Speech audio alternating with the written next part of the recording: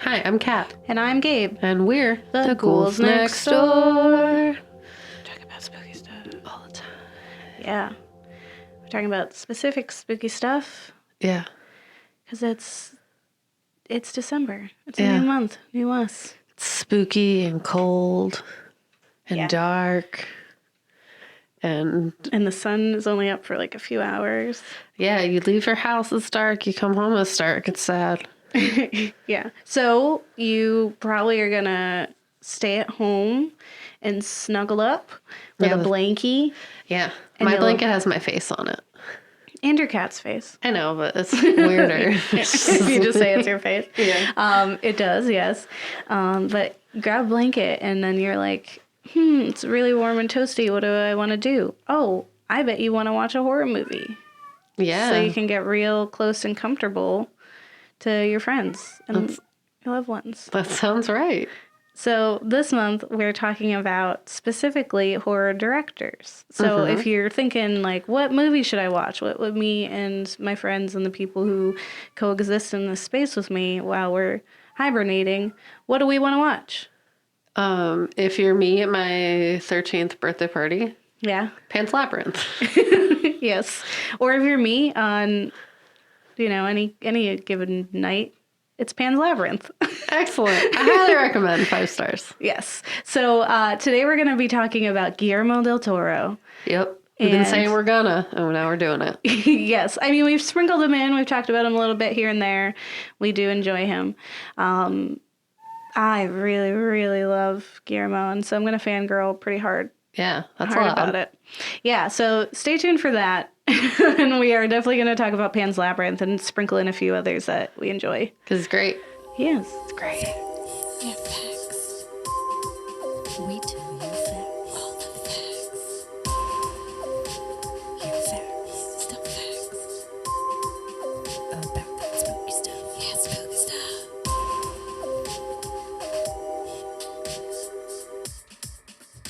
Yeah, so you know how we do here at the Ghouls. I say words first. Yeah. And then Gabe says words. Yeah. And sometimes we say words simultaneously. And then you're like, I can't listen to both of you. Yeah, you can't. But I'm going to say words first. And what our friend Roland has coined Cat's History Corner. Which it's not really History Corner. I'm just going to tell you some stuff about Guillermo. It's his history. Yeah, it's his history. Personal history. Yeah. So, I mean, everything I read about Guillermo is all about, like, he has this kind of kid-like imagination about how he, like, comes up with, like, there's this, like, not innocent is not the right friend, but just, like, this kid imagination, like, endless possibilities. Yeah. Really just, like, creative and out there. And, like, something just so unique. That only, like, kids could come up with. Yeah. He has that kind of, like, mentality going into the things that he creates, and especially into his monsters. Yeah. And, when you think of that, we read this article from the LA Times called True to His Frightful Visions, Guillermo del Toro brings a Mexican perspective to horror films. He started really building this when he was 4. So his passion for horror movies began at the age of 4. When he made a deal with the monsters that hid under his bed. What? Yeah. Basically, the things that haunted him, he was like, let's be best friends. And so it says that he would become their best friend, and if he would let them go to the bathroom in peace. So it was like a equivalent exchange. Yeah. Alchemy style. He was just like, I'll be your friend if you don't grab my ankle when I get out of bed. Yeah, I just really want to go pee and not be stressed. So... he befriended those monsters, and 2 years later, he began collecting his first horror genre video. And at 8, which is still so young, he made his first home movie, which I just find very adorable. And also, it just, like, it kind of shows that, like, he's always been about this. Yeah. About that life. Yeah. He's just like, monsters are real. Mm-hmm. And it makes you think of that line from, is it Crimson Peak? Crimson Peak. Where she's like, I know for certain that, like, ghosts exist. And that's, like, the first thing she says. And then she says it at the end again. Mm-hmm. So it's just, like, it's kind of, it seems like he's always kind of believed in this idea of The supernatural. spooky stuff, monsters, the supernatural, occultism, if you will. Because that's what that was said. A little fairy tale, a little Our last Gothic episode lit. was about that. Yes, So indeed. supernatural stuff. And when he made his first movie, like feature, is that what a movie is? Yeah. Okay, It's a big cool. feature film, yeah. Yeah, when he was 28. So there's hope for me yet. yes, I know. And like creative little Gabe when she was little, making all those zombie movies. I made a lot of really cringy movies. Yeah. No, you cannot look them up. Gabe makes zombie films. Guillermo made really great films. So Yeah. Gabe still has time. Yeah. And I still have time for us to reach our creative glory. It's never too late. Yeah. Listener, if you're going to take one thing from the Ghouls, it's that. Follow your dreams. Don't you let your dreams be dreams. Remember we had a dream episode? Yeah. Don't let them be dreams. Make them real. Yeah. And also, like, the things that scare you, befriend those things. And maybe, like, y'all can just live in peace. Yeah. Guillermo said. So, I mean, the uniqueness of him is what really stood out for me, in that, like, I don't think I've ever seen anything like what he's created. And, Yeah. you know, you think of, like, specifically the monsters that he's created. It's just so unique. And all the articles I read were just like, there's like this, like, from the lens of a child, like, wonder to it. And like things that you wouldn't even think to do. Guillermo was like, nah, we're going to put a stinger inside of that egg or something. I don't know. It was in one of the articles. The bug artifact. It was in creature Chronos, sort of. Yeah. And that's like, let's take vampires and make them really interesting and weird. Yeah, and it's like such a overdone topic that, you know, people generally aren't, you know, talking about as much. Or like they're doing it the same way. Yeah. There's like vamps. It's cool. And Guillermo's like, no, you didn't even think of this. Yeah. I'm genius. But yeah, so as I said, you know, a lot of it came from when he was a kid. And what was really cool is that, you know, he has such a unique perspective, both because of his like upbringing in Mexico. And then also he apparently learned movie makeup from the legendary film makeup artist, Dick Smith. And spent much of the 1980s working as like a special effects makeup artist. So he actually co-founded a special effects company called Necropia.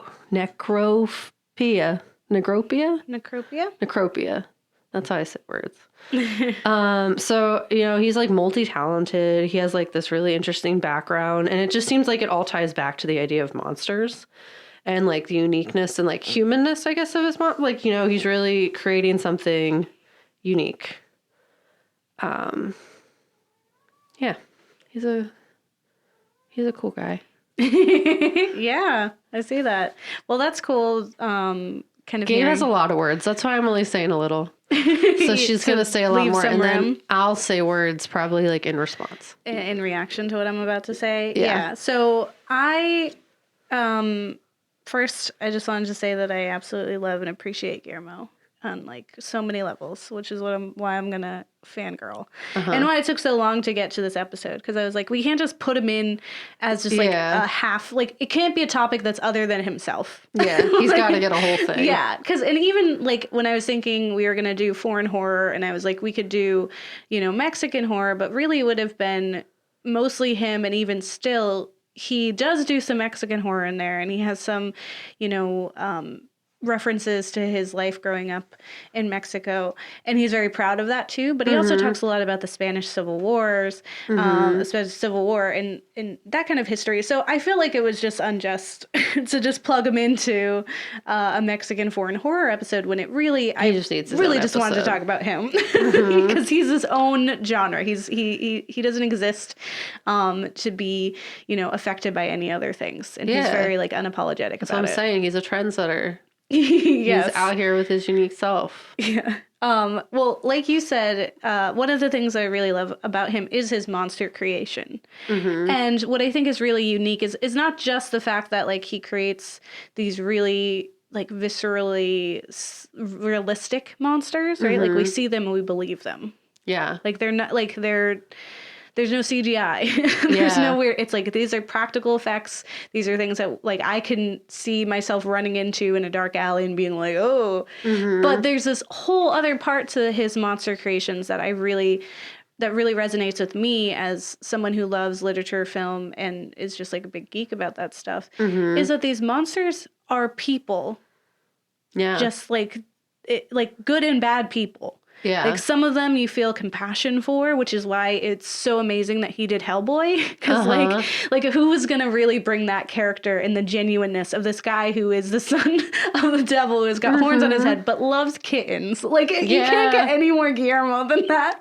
Yeah, and like pretty great. You just feel so much connection to creatures like that. Or even like his creature in Shape of Water, which we talked a lot about in our Loving Monsters episode, and how it was his kind of twist on Beauty and the Beast, right? Is that, you know, there's a quote that I read somewhere that said, where he said that the thing he didn't like about Beauty and the Beast is that the beast changes at the end. Yeah. Because in reality, like, Belle fell in love with the beast, not with this guy. Yeah. So why does he have to change at the end? It's kind of like with Shrek. Spoilers for anyone who hasn't seen Shrek. But she's an ogre, and she turns into the ogre at the end. And it was like, which is kind of like the opposite, which is like she should have still been herself, right? Yeah. But it was kind of that thing of like he didn't change. Right? Yeah. So they kind of like met him halfway to where he thought it should be. Well, yeah, and the whole thing is like she wasn't loving herself as an ogre. Yeah. So like he was showing her that like you don't gotta look however society wants. You can be beautiful in who you are. Yeah. But she was a person first. So I get the confusion there. Yeah, but even so, like when he has like a protagonist or a positive role model that is a monster, you definitely feel for that. And then his his actual monsters that are to be feared are also very human and are evil in a way that we can really understand. Like they're not just like, that's just bad. You know? Oh, for sure. It's like, oh, something like that exists and it's so believably evil. And I fear it because it seems so real. Yeah. And I think that's really amazing. I'm going to say that a lot. Well, yeah, I also think like Pan's Labyrinth, you think to, what's the guy called? The Faun? The Faun, yeah. Yes. Like, objectively, I'd be like, that guy is scary. But he's not the scariest part of the film. It's that, like, Hitler guy. Yes. He's not Hitler, I know. But, like, you know, like the guy that's, like, real awful. Yes. Running around being a bad guy. And he's just a human guy.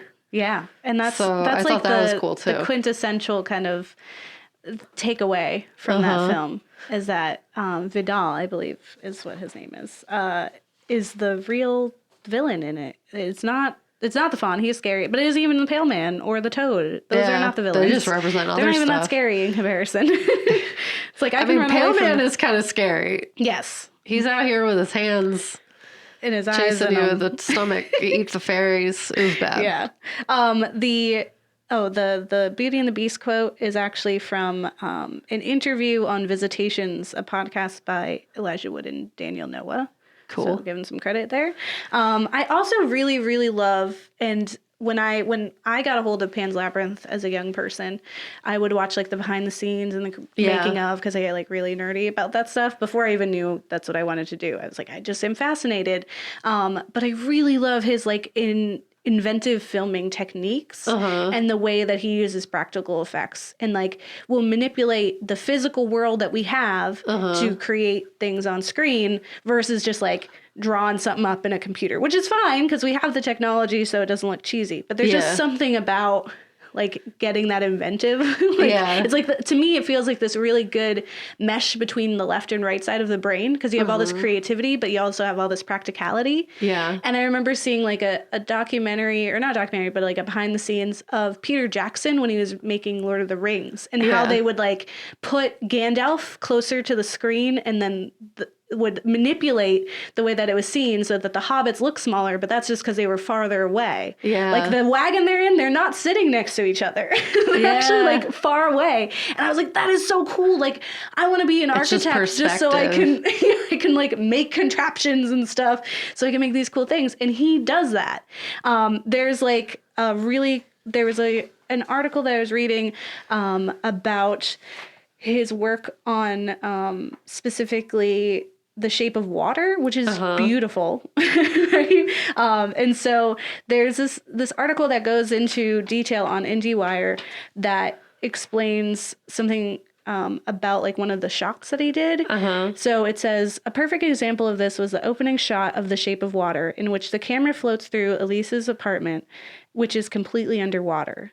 Del Toro used an old film technique known as the dry for wet, in which no water is actually used. All set dressing and actors would be suspended using wire as if floating in water.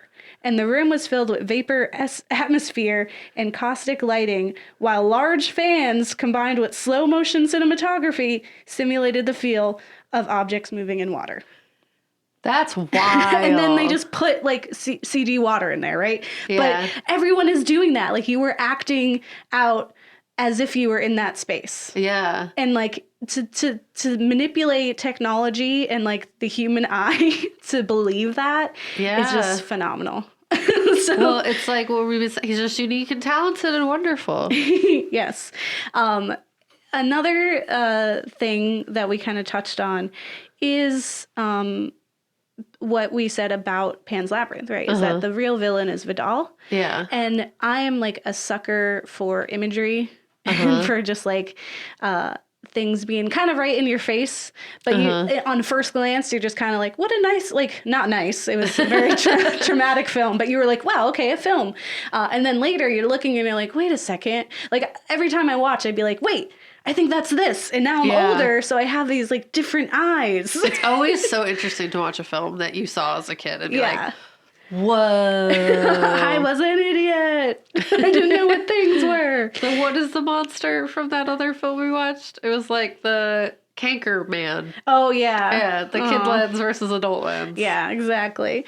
So what I thought was cool, one is, you know, the pale man. Who's scary, right? Which I will touch on a little bit in the film section because I think that's important. It means stuff. Yes. But Vidal is so we'll talk about Pan's Labyrinth in the film section, but it does feature it's during the Spanish Civil War and the evil stepfather, because he does a lot of like fairy tale like imagery. The evil stepfather is essentially like a fascist leader. And so we have him, who's a real life actual like evil person who is the villain, and then we also have all these fantastical elements where we're kind of shown two other villains that are just honestly him. They're extensions of what he's done. Yeah. And so it's so like when you're like looking at it as a kid, you're like, whoa, my gosh, this is so scary.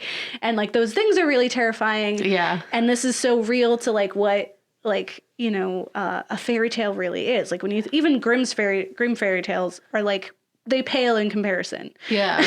To what this film does in certain ways, right? It was very gruesome in a lot of places too. That like you weren't necessarily expecting that because it's from the eyes of a child, and you're like, oh, this is a kid's film. No, it's not.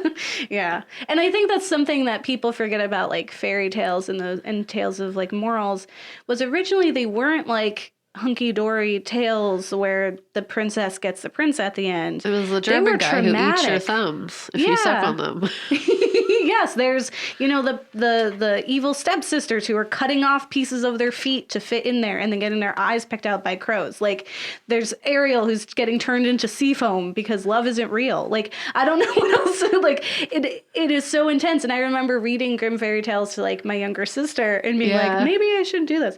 But people often, like, forget that the origin of those were really scary because they were to teach a lesson, and those lessons were usually very harsh. So Guillermo pulls no punches when he tells these stories. And so in this we have our protagonist, and she's kind of experiencing these fantastical elements who are representing the real world terrors that Captain Vidal is doing. Yeah. So what the Pale Man is, we have this juxtaposition of him Captain Val, and then the pale man, who is this creature that sits at the end of this banquet-style table that's full of food that he will never eat, and he just sits there. But the second someone tries to eat something or does eat something, then he comes after you, and he will eat you. Yeah. And so it's just like that paralleled with Pan's Labyrinth, where we exist in a time where he has rations and he's not giving anyone food, yet his table is full and he has like the wealthy with him and he barely eats himself. So it's just like he can have whatever he wants. And he's scary. Yes. So that's like a direct correlation. But there's also the toad. So there's a scene where she goes in, and I'm totally blanking on her name right now. Do you remember her name? Ophelia, thank you. She goes into this tree that is kind of falling apart and crumbling and looks incredibly like the female anatomy here. Yep. We have like our fallopian tubes and they look like they're dying. And the story goes, what Ophelia is told from the storybook, is that this toad has come in and taken over this tree and is gorging itself of everything in there, and it has become greedy and has taken up.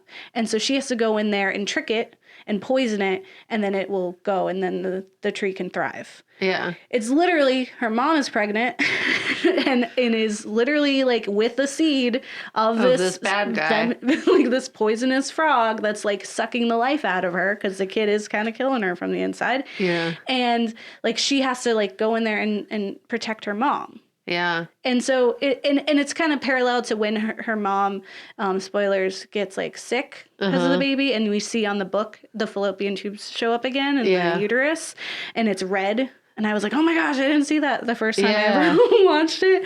But this is something that like Del Toro like mentions in the DVD commentary when you're watching it. Yeah, and of course you've watched the DVD commentary. I told you it's very real. I am very obsessed with these things. Another thing that I found was someone had quoted that the tree was once a shelter for the magical creatures of the forest, as Ophelia's mother once was shelter for her. Yeah. Because now that she's here, she can't be with her mom. Her mom's like closed off. Yeah. Because she's sick and no one can talk to her. And that's her one person. Yeah. And she's in this place that's unfamiliar and just like. And she's got the evil harsh. stepdad. Yeah. Yeah. Another thing that I love about him, and My Million Reasons, is he's a big literature nerd. Like myself. And so I was like, oh my God, we are the same person, or we're best friends, or in love. I don't know. But he's very influenced by Charles Dickens and even my boo, Lovecraft. He has an appreciation for Lovecraft. We mentioned it. I don't know if your boo? In a way. I'd say his writing is my boo. He is not my boo. He's a racist. Well, not Guillermo. No, I know what you're saying. Also, Lovecraft. He was just wrong, like even to himself. Yes. Even the way, like he didn't know what he was thinking. But his writing is my boo. Yeah, I'm picking up your phone down. And it's the same with him. Like he's like, without Lovecraft, like horror would have taken a different shape. Yes. Like he has an affinity for monsters the way that Guillermo has an affinity for monsters. Yes. It's just lucky that Guillermo's awesome. So I don't have to be ashamed for liking what he does. Yeah. Also, we mentioned briefly in our Lovecraft episode, all those long time ago, that Guillermo has been in the making of Mountains of Madness, the Lovecraftian story, as a film. It's just like a labor of love, and it's taken It's taken a long time, and it keeps. I wait with bated breath. But there's a scene in Pan's Labyrinth when Ophelia arrives at Captain Vidal's house, and she goes to shake his hand, and he gruffly tells her, "It's the other hand." Uh-huh. Well, that's a almost near quotation from Charles Dickens's David Copperfield, when the young lad of the title meets his mother's soon-to-be husband. Davy's stepfather turns out to be a cruel man, too, just like Captain Vidal. So it was like a little, this guy's going to suck. Yeah. A little nod. Yeah, yeah. And it was like, remember Charles Dickinson? And that little tidbit is from Mental Floss. There's like a little article. It was like 14 fantastical facts about Pan's Labyrinth. And I was like, I did not know that. I love it. But Guillermo has said this about Lovecraft. He says, Lovecraft is so important to the history of the horror genre. He created a universe of old gods and cosmic monsters and mutants. He's incredibly influential, and I'd be a very different filmmaker without him. Yeah. Just like I said. I'm picking up what you put down. I'm just saying. He's a bad guy, too. It sucks when people who do a lot of stuff are problematic, but it happens a lot. Tell me, it's the whole time. Another thing that's fun is that Guillermo doesn't like horses. So we also have that in common. I'm allergic to those. It's not that I don't, like, I respect them so much that I am terrified of them.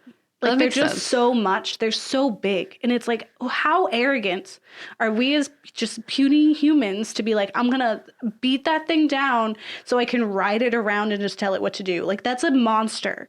And you're like, let me just get on top of you. So fearless people. Idiots.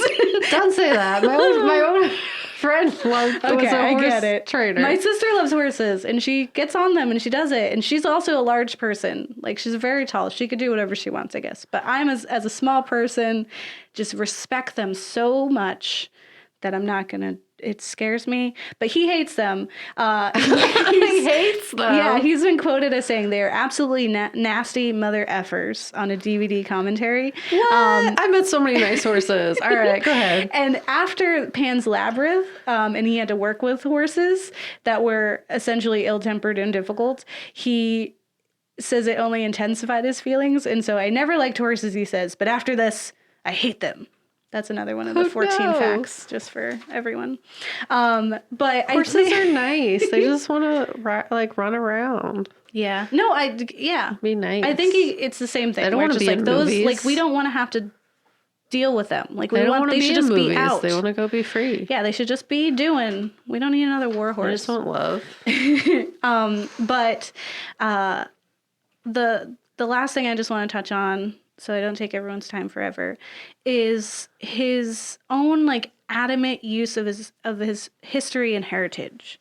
That he's just, like, unabashed and, like, unapologetic about being like, no, we have a place here. I am Mexican. We're important. Like, I'm going to tell these stories. I'm going to be very blunt. Like, I'm not going to hold back. And he's very proud. And that's something that, like, we've talked about our representation series, right? Mm-hmm. There's not a lot of representation out there, especially in the horror genre. For someone to be as impactful as Guillermo for as long as he's been, it's like he really, really is doing it. You know, and for him to have always been, like, he got his start with Kronos being like, this is about Mexican, like, history. Like, we have vampires, yeah, but this is about, like, my Mexican heritage, right? There's Catholicism that's questionable in there, which he also has, like, trends to kind of pick at throughout his history. But he even talks about, like, in this one interview, that he used to go to, I believe he called them brick theaters, and it was that they were these kind of like holes in the wall like theaters, and they would give you a brick to smash rats because of, like, this how because of the shape that they were in these theaters, right? But that's, like, his humble beginnings of, like, I love media this much and I do this and I'm going to bring that into what I make. And so I feel like he, even today, he's still popular, right? He's still making stuff. They all still matter. Even, like, flops like Crimson Peak are still getting like a lot of love. They still become cult classics. And he still uses his power and influence to impact and criticize, like, our current society, which is incredibly racist. And when he got his well-deserved Hollywood star, he said this: "Right now we are in a moment of great fear. It's used to tell us that we're all different, that we shouldn't trust each other, and these lies make us easier to control and easier to hate each other. But what brings us together is realizing those fears are complete fantasies." So befriend your monsters. Yeah. It was the thing I said at the very beginning. Yeah. And also, like, use that as a tool, right? Like, tell those stories. Don't be afraid to tell those stories. Don't be afraid to speak out. Yeah, because don't they are make just things fantasies. you think people are going to like. Make things that are you, and that is art. Yeah.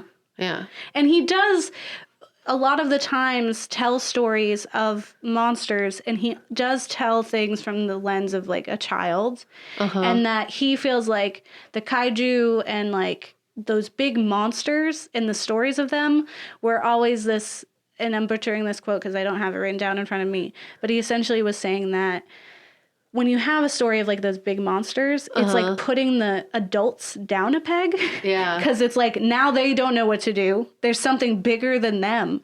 It's wilder than they could imagine, and the kids get it. in, Yeah. in an entirely different way than adults ever would. So he feels like it levels the playing field. And so he really loves to create monsters because it kind of gives him an upper hand, and it allows him to be fantastical in a way that only Yeah. children really can. Except he's out here doing it. With adult situations and like murder and stuff. But yeah, I love him. Yeah, he's great.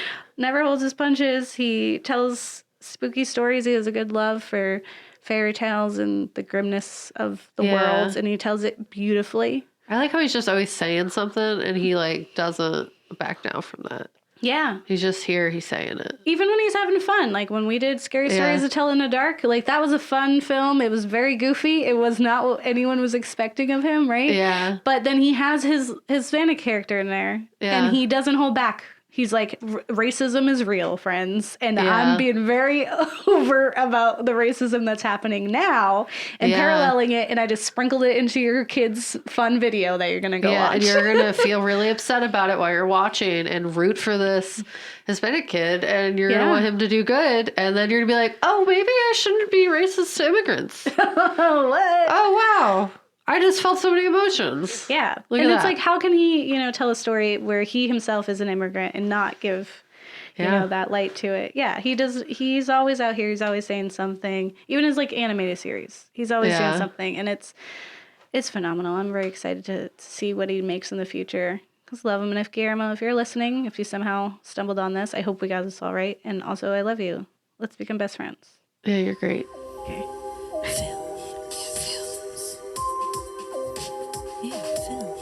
Films. We watched some films. Now let's talk about those films. And all that spooky stuff. And all that spooky stuff.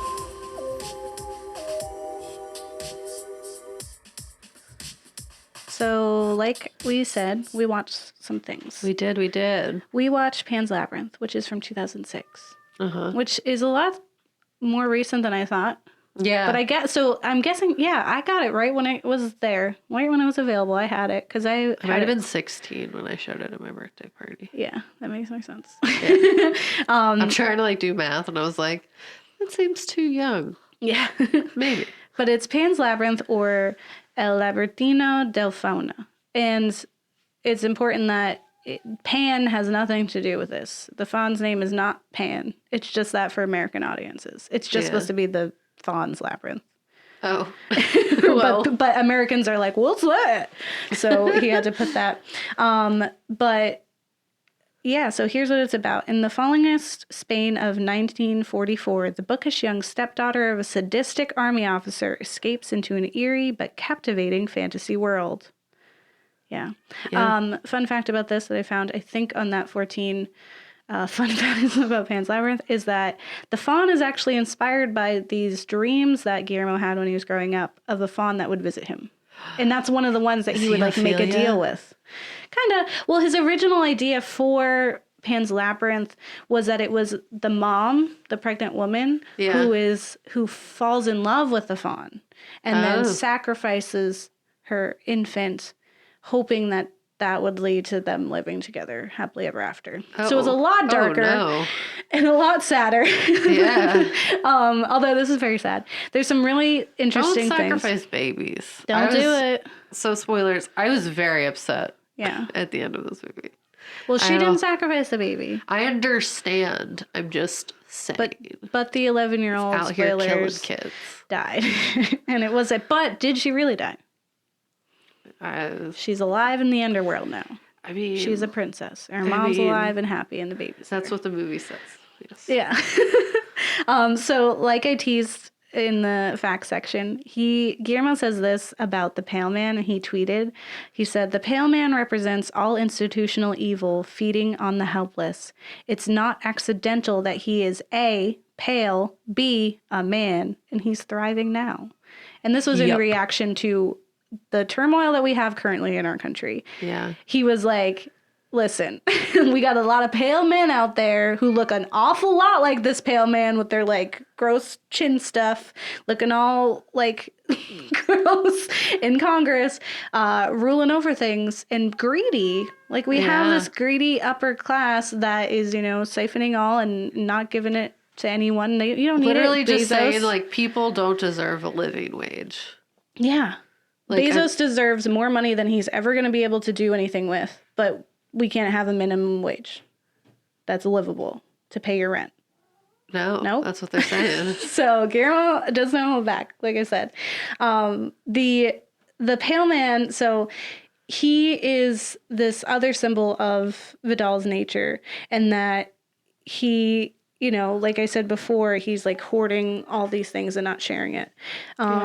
It's also like this weird, like in any other traditional like sense, it would seem like he's like also like a sexual creature that would be really scary, but because there's children involved, that's not the case. And also Vidal is not a sexual person. Yeah. Like he very much was like, this woman is a tool to give me a son.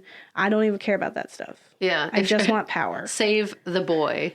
Let her die. And then it's like, how do you know he's a boy? And he was like, don't F with me. Yeah. And it was like, that's it. That's his only response.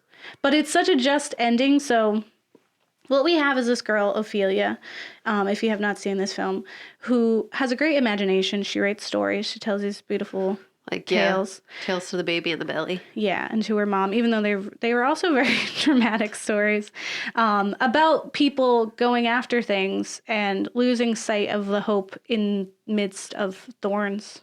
Yeah. That they stop talking about like the what could happen, right? Yeah. Like they stop fighting for what could happen out of fear of what is happening. Yeah. Essentially, which is literally what's happening around Yeah. her, is that we have people, like there's a rebellion happening, right? But there's so many people who aren't a part of the rebellion because like then they're not going to have food or they're going to get their face smashed in. What's going to happen? Yeah.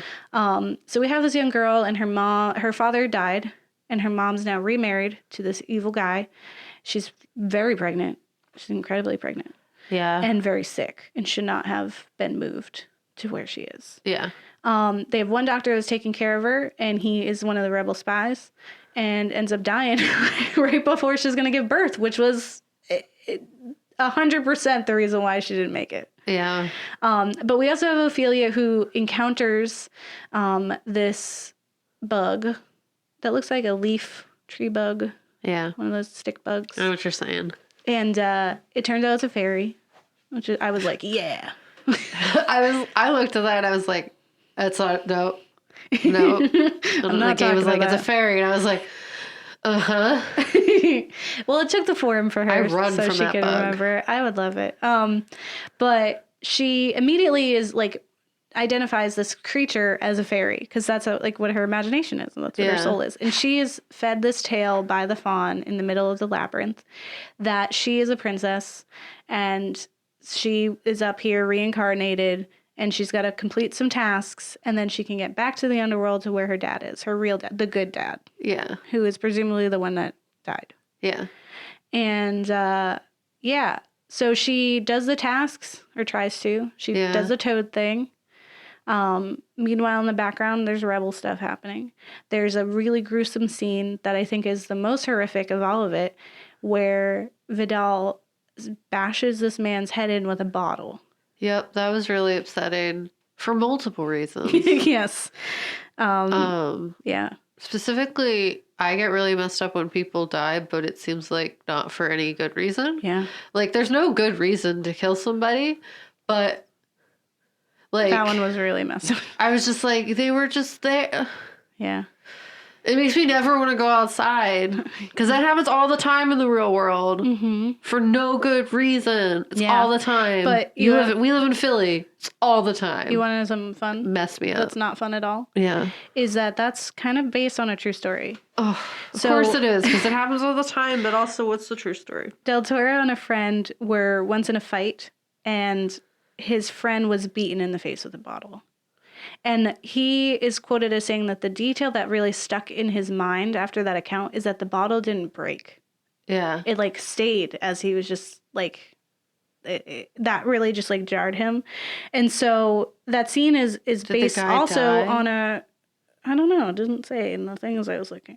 Okay. But that scene is also based on a real occurrence in Spain when a fascist smashed a citizen's face with the butt of a pistol and took his groceries, all because the man didn't take off his hat. In this case, it's because they think they're spies, and he's like, no, I was getting rabbits, and then later he finds a rabbit in the bag. Yeah. So Yeah. But that was just like I think it's such a genius way to be like, yep, this is the bad guy. Like if you you had any doubts, you're like, oh, he's just a mean guy. He's not there nice to the redeemable girl. qualities. There's not. And then he did that, and it's so long. It's a very long scene because usually he is doing like the rest of the gruesome things kind of happen in the background. Yeah. Like he tortures people, but we only see what happened, like what is the result. Yeah. That's the only one where we're really seeing the damage happen. And Yeah, it was so awful. severe. And it really set the tone where you were like, this is not for children. Yeah. Yeah. It was sad. The whole thing was sad. Yeah. But I get it. And I really enjoyed watching it because it's like I've seen it a few times now. And, Yeah. But oh, my heart. He also has some, he really dislikes the Catholic Church for a lot of reasons, and honestly, probably good. And what he really hated was the Catholic Church's complicity with fascism during the Spanish Civil War, which is why he has like a priest at the dinner, at one of the scenes where he's at the dinner, and the priest is quoted as saying, God has already saved their souls. What happens to their bodies? Well, it hardly matters to him. And that's like in regards to like these dead rebels that they just like killed. Yeah. And apparently that was taken from a real speech that a priest used to give to rebel prisoners in the fascist camps. That's great. Yeah.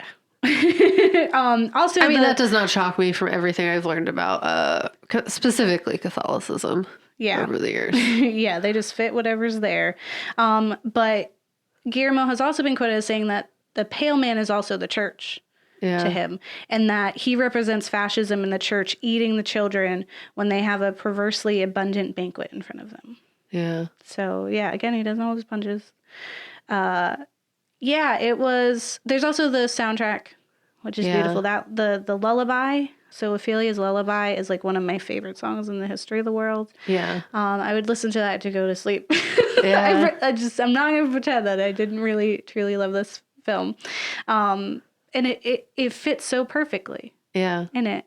And I think that's great. And every one of his films are so distinctly his, but also very different. Yeah, I mean, it seems like he just really makes things on purpose. Yeah. Like, if you could describe him in any way, it's just like every second of that film was done with purpose.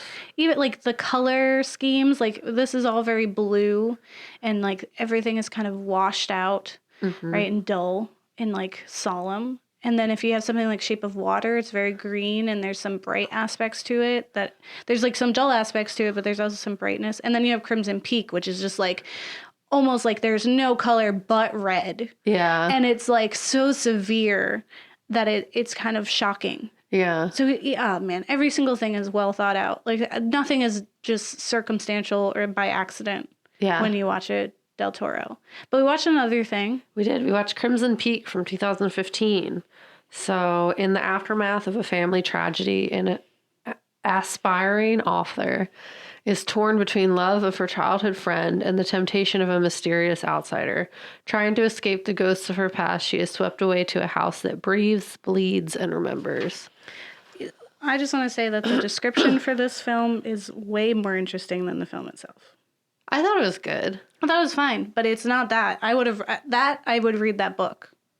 Maybe. Does a book exist? No. But like if that was on the back of a book, I'd be like, yeah. And that's what I thought. And then the movie kind of let me down. I love Guillermo, and I thought there was really good bits of it. Yeah. But it kind of dragged. Well, spoilers, but I had like vivid dreams where I don't remember her name, but the blonde lady.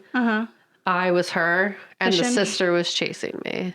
Oh. And I was like picturing all the ways that I would fight back. Wow. Yeah. So I like hid in the red clay. Yeah. And snuck up and got her. That's cool. Or I and then like I got to her before she pulled out the big knife. Yeah. You know? Yeah. I like envisioned all the different things that I could do. Yeah. If in that situation where my impending doom is near. Yeah. So we have in this movie our protagonist, and I'm blanking on her first name, but her last name is Cushing because we remember it because it sounds like cushion, which is Like Kat's my last name. And she's a writer, and she's very like she loves Mary Shelley. She even like they said like I forget what they call her, but one of the sad women writers who died alone. Yeah. And she's like, no, I'd rather be Mary Shelley who died a widow. It was Austen. Yeah. One of them, either one, any of them. There's a lot of them did it at that time. But so she said she wanted to be Mary. And also, Mary had some good times. She has some really dark times. We've talked about it. Yeah. But if you're going to have a, goal during that time, like an idol, might as well be Mary. And so she's kind of like spunky, and none of the girls like her. She's untraditional. She's got a loving papa. He's such a good papa. Yeah, the dad's such a good dad. And then we got Tom Hiddleston, right? Yes. It was Loki, I'm pretty sure. Who comes in, and he's all charm. He's British. So she's like, what? She's American. She's like, what's this? And he's looking at me. He's giving her attention, even though she does have this best friend who, like, I was so upset because I was like, there's no reason why she wouldn't like him. Yeah, he even likes the stuff she likes. He's like, look at these ghosts in pictures. Yeah, he, like, went out of his way to gather things that she would like for her. Yeah. And I was like, girl, what are you doing? Well, no, the problem was, I guess, like, he was twiddling his thumbs and not proposing. Well, he wanted to give her space. I know. I'm just saying. He was respecting that she's not the type of girl who wants to go out to places. Yeah. And that she wanted to write her book, and she wanted it to be her own. So he was like, yeah. Like, he was being, like, if I just mean more so, he didn't, like, make a move. Yeah. Very is true. all I'm saying. He wasn't very, blunt about it. Yeah. He was very friendly, which could be misread. So when this guy comes around and he's all like wooing her, she immediately falls in love, like instantly. Yeah. And he was very charming and very nice. And honestly, Ed, there was never a time where I didn't feel like he was genuine. Even when they were very clearly showing them to be like sketchy. Yeah. I was like, I still feel like he's not really on board with the sketchy. Like, yeah, like every time they're like, are you sure that she's the one? And he's like, yeah, 100%. And she's like, ugh. I have to take care of all this business. Because usually, so the whole thing is that we have this brother and sister. The sister is the actual villain, which is refreshing. Yeah. Because this really felt to me, like, I even said it to you. I was like, this is like a fairy tale. This is like Bluebeard. Yeah. And he has all his wives are hidden, and the girl has to find out. And it's like that, except it's not Bluebeard, it's red, and it's the sister the whole time. Yeah. And so every other one that they had didn't have family. Yeah. Didn't have people who cared about them in that way. Yeah. She's the only one who had people who really, really loved her. And so it was like, he from the get-go was like, I think I love this girl. Yeah, he was like, oh, genuinely dang. appreciated her. And had the chance, and he was trying to break the mold and not have to do what she wanted, the sister, and he tried to do his little experiments in tech, like, yeah, he was trying to like fix it essentially. Yeah. And it was like at the same time, like she was older, so like there's a lot of questions that I had where I was like, why is he in this relationship with her? Why, like, when did that start? And then also, was he just like molested as a kid? Absolutely. And then transitioned into that because he was stuck with her. Yeah, she definitely conditioned him. Yeah, because she said like he was beautiful when he was young. Like she clearly had like she was messed up from the beginning and had a connection to him that it was very unnatural, and no one checked her because they lived in like rich people house. Yeah. And so they just left them alone in the attic all the time. Yeah. So of course she ended up abusing him, and so of course he is like complicit in all her actions because he doesn't know any better. Like he is under this illusion, and they don't have any other family, so he's like, this is my family. They live in a broken house that snows inside. Yeah. So I was like, this is a nightmare in so many ways. It is aesthetically beautiful. It's very gothic, which was fun. I will say, until today when we were about to do this episode and I was like researching Crimson Peak to see if I missed anything, and it was like, blah, blah, blah, Jessica Chastain. And I was like, hold on, everyone stop. That was Jessica Chastain. I, like, honest to God, did not recognize her with the jet black hair. Yeah. And, like, her performance, like, her face, like, she's got her face is her face. But I, honest to God, was just like, different lady, gothic lady. She did a really good job, like, playing that part too. She did. Like, she did. So the one scene that really hit me was the murder scene at the end where he tells her that he's in love with the blonde Oh, lady. yeah. And like her reaction was very raw. Very and like real. Like yeah. abandoned. I mean, like immediately he and then like also dropped her. Yeah. And then like also like seeing after she realized what she just did. Yeah. That was a really great performance. Yeah. So all the crap we talked on her For for it. it. She did a has good job in this abilities. movie. Yeah, she did a really good So job. maybe it's the writing.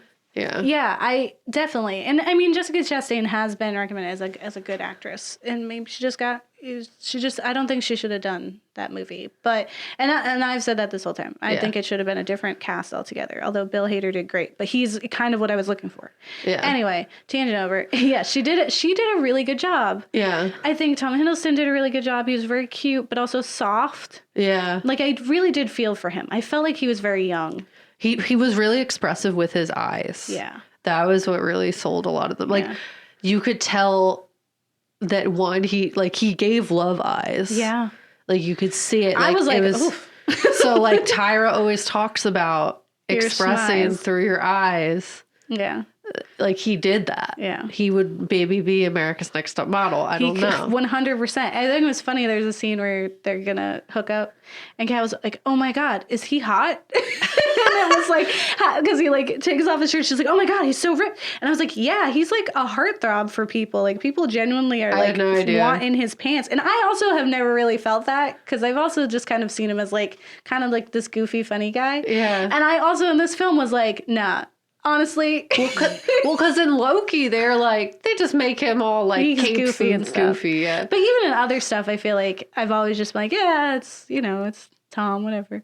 But in this, it was like I think I totally would get it if I was like this recluse, hardened woman, and he swooned over here. Okay, if you would have been blonde lady, and you would have been all about him, I would have been messed up. I would have been so messed up. As soon as he was like, I read your book, I've been like, all right, let's go. How fast can I get on a plane or whatever it is? We get over to there. The boat, take me with you. I'm coming. Yeah. And he just looks at you with his little puppy dog eyes. He'd be like, all right. Yeah, no, I mean, the second he took his shirt off, I was like, what? It does not look like that when clothes are there. I don't understand. Yeah. He had muscles. It messed me up. Yeah, but there was some good twists in there, like we kind of knew he was probably already married, and that there was women who were murdered there because she sees the ghosts, which were scary. Mm-hmm. They were like a little more subtle than his usual stuff because they're kind of there and not. And they were like very dramatic. They were very silly, but I enjoyed them. But yeah, I did like the reveal of the baby. I won't spoil it. There's a baby incident, and I was like, what? Yeah, that was interesting too. Yeah. But it was like a nice little twist on the Bluebeard. And I was like, that's cool. Yeah. Because I love that. I love old fairy tales. And so me and Guillermo are best friends.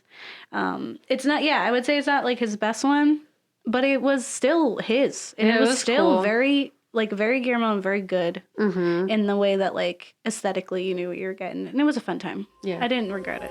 I agree. Feelings. Yeah, feelings. Yeah, I said feelings. Let's talk about feelings. Okay. And all that spooky stuff. I love spooky stuff.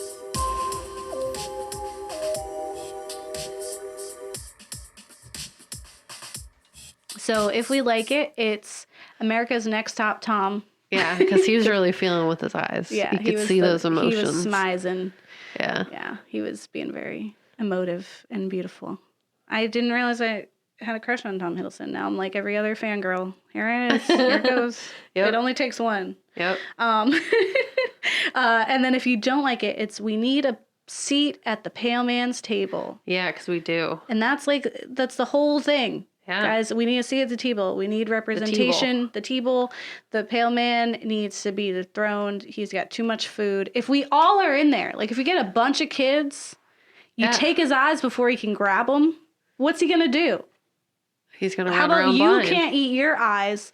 I eat them before you get to them. Now who owns the table? They're like all up right there, though. His eyes? Also, we're eating eyeballs now? What I'm saying is, like, you go up, you get the eyeballs before you eat anything. then he can see. But you grab them before You just eat throw anything. them in different directions and then eat. You draw a chalk door. You open it to some other place. Throw the eyes out. Close the chalk door. Eat all the food. What's he going to do? You bring weapons. We bring bats with nails in them. You bring chainsaws. You bring bonding equipment. You just mess them up and we eat all the food. What I'm saying is we need a revolution. I'm saying that the time is now. Direct action gets the goods. I'm saying we need to take to the streets. We all have chalk. Let's get in there and we take them down. That's all I'm saying. Yeah. It's a historical moment in history. Yeah. And there will be no more. I really love that. So whenever you guys are ready, I'm ready to storm the offices of the Amazon headquarters to take all of Jeff Bezos' money. Because he doesn't need it. We all got chalk, so. We all got chalk. That's all I'm saying. Yeah. So what about the topic of Guillermo? 100% America's Next Top Tom. Yes. And then some. Yeah. And it's America's Next Top Tom, and Guillermo is the host. And he's like, I have 2 pictures in my hand. And then he picks Tom because he's like, I love you. He's like, one is a horse and I hate it. The Paramount throws his eyes angrily. Storms out. We were rooting for you.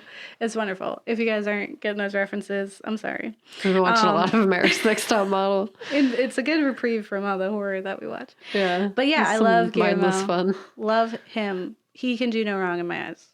That's it. That's all I got. I'm with it. If anyone wants to introduce me to Guillermo so we can be best friends, I would probably die. We have a long list of people that we want to meet and be He's best at the friends top, with, though. though. I know. He's definitely number one. But all I'm saying is we do have a Guillermo, list. please listen to this. If you're listening to this, just write me an email. It's theghouls.nextdoor@gmail.com and just say thumbs up, thumbs down. I'll take that. Just the emoji. Listeners, we will also accept you've created an account.